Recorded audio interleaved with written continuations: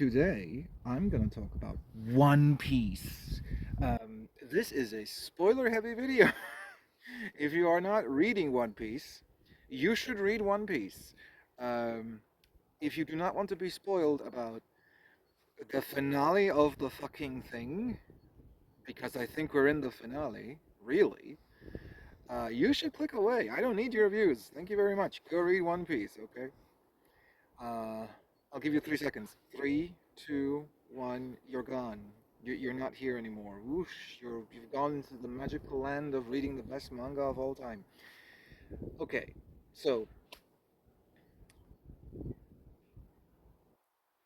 where do I even begin? there's so much stuff to talk about. Um, so I'm just gonna keep it brief. I'm just gonna keep it.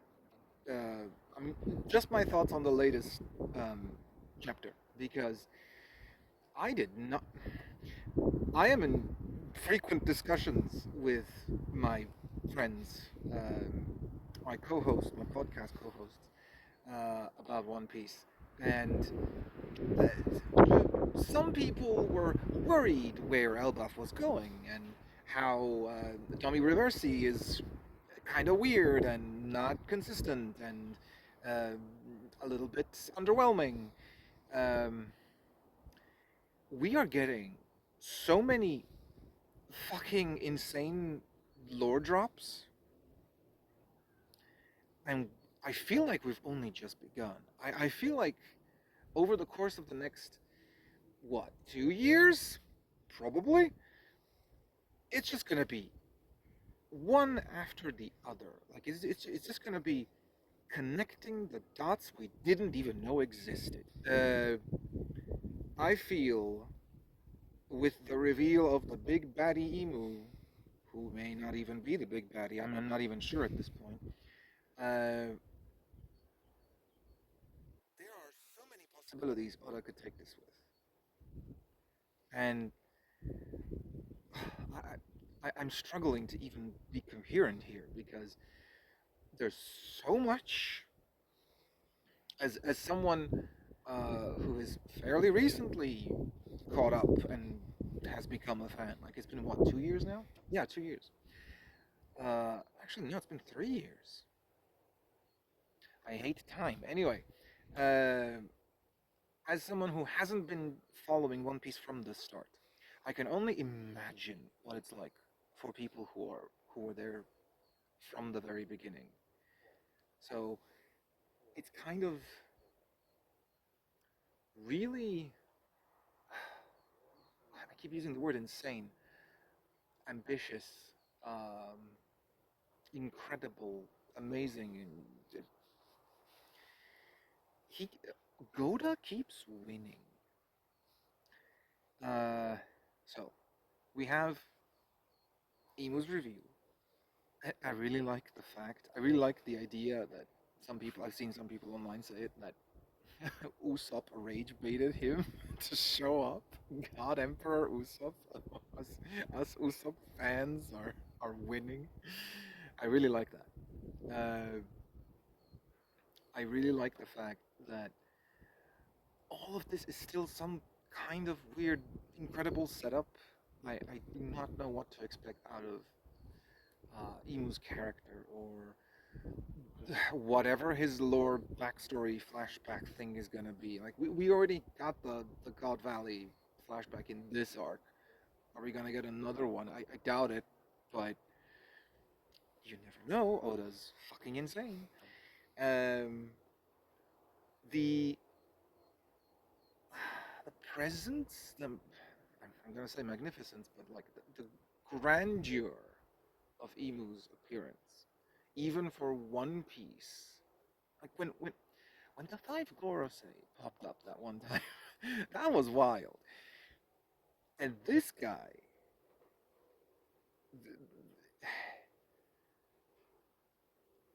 I don't even know. Like how do you? Like, at the same time, it's he's also subdued, but somehow more menacing, and that's incredible. I feel like the way the way he pops up like this because you get that little talk with the Gorosei before he leaves, you have this mysterious villain that has been working behind the scenes all the time. We don't get a lot of info, but every time this villain pops up, you get like a little tiny snippet of what seems to be a very complicated personality.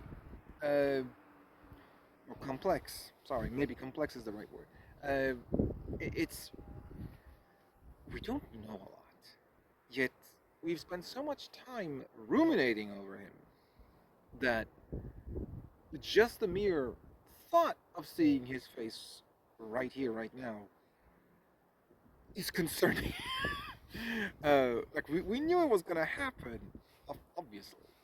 The whole point of the silhouette is for it to be revealed at some point. But Oda has been playing with this look and with his abilities, seemingly on a very erratic note.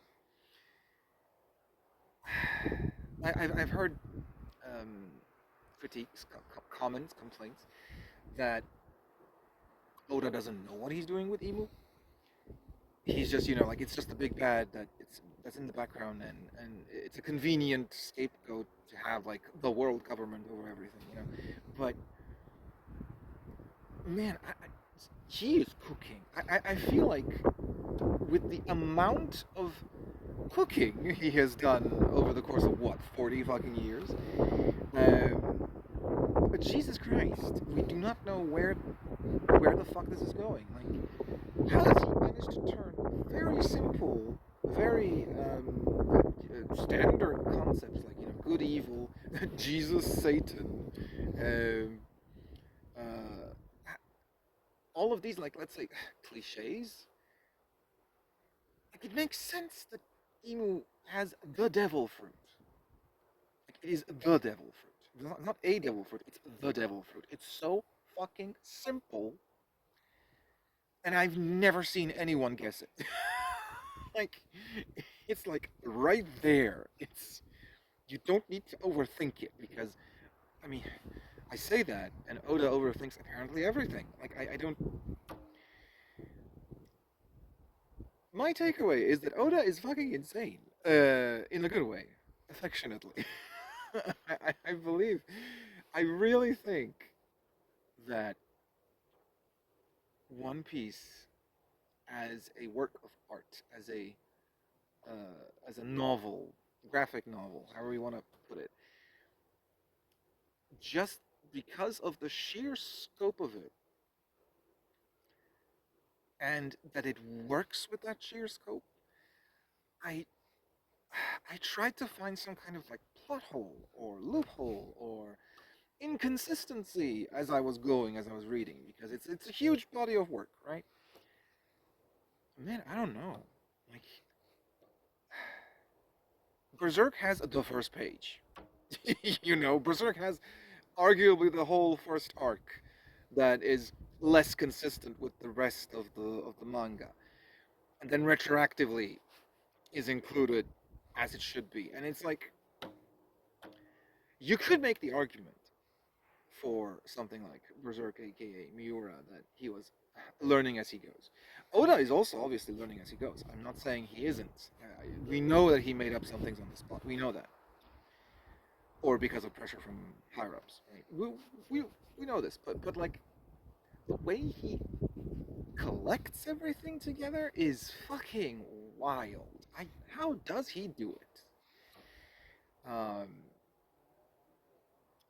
I read Dune fairly recently, and the hidden ghostwriter behind Dune was his wife, Herbert's wife. And I kind of wonder if Oda has help from someone else, because sure, he's the mastermind, but all of this on the backs of one person, one individual, like this kind of grand, epic scale of events and characters and symbolism, and Oda is tuned into some frequencies, man. I don't think we'll get someone like Oda in a long, long time. Hopefully, I mean, he definitely does inspire people. So hopefully we get another one, another Oda in like what 10, 20 years when Oda retires and hopefully never dies. Um, I mean, he could learn something from Araki. Maybe like become a vampire as well. Who knows?